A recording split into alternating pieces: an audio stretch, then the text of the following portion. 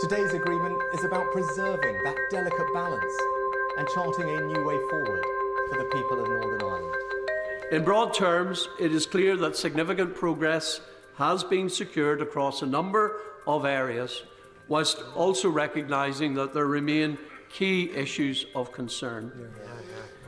There can be no disguising the fact, for example, that in some sectors of our economy in Northern Ireland, EU law remains applicable in our part of the United Kingdom. My party will want to study the detail of what has been published today, as well as examining the legal text, the political declaration and the government's command paper. Where necessary, we stand ready to engage with the government in order to seek further clarification, reworking or change as required. Okay, well firstly let me say that I welcome the fact that a deal has been done.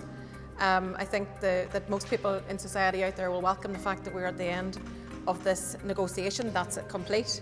And I think that most people's minds here at home will very much quickly turn to the fact that we need to be in this institution, we need to be working together, we need to be tackling things like the health service, creating jobs, growing our economy, taking the full advantage that the protocol affords us.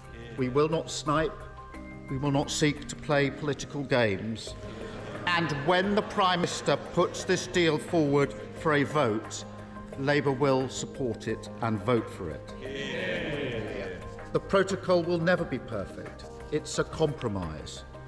But I've always been clear that if implemented correctly, it is an agreement that can work in the spirit of the Good Friday Agreement. And now that it has been agreed, we all have an obligation to make it work. Northern Ireland is a unique place and that we need unique arrangements recognising the unique history and geography of the place. And the European Union has moved a lot to facilitate a new agreement with Britain, but is doing it for all the right reasons, because we want Northern Ireland to work, we want the Assembly and Executive functioning, we want very good relations between the European Union and the UK, and a lot has changed since the original Brexit agreement.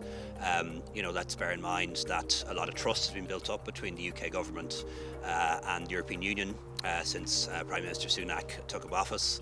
The exchange of data has made a big difference as well, and also the world has changed. We have really big issues to deal with, whether it's the energy crisis, the war in Ukraine, the refugee crisis that is affecting all of Europe, and Britain and Europe and Ireland need to be working together on those things.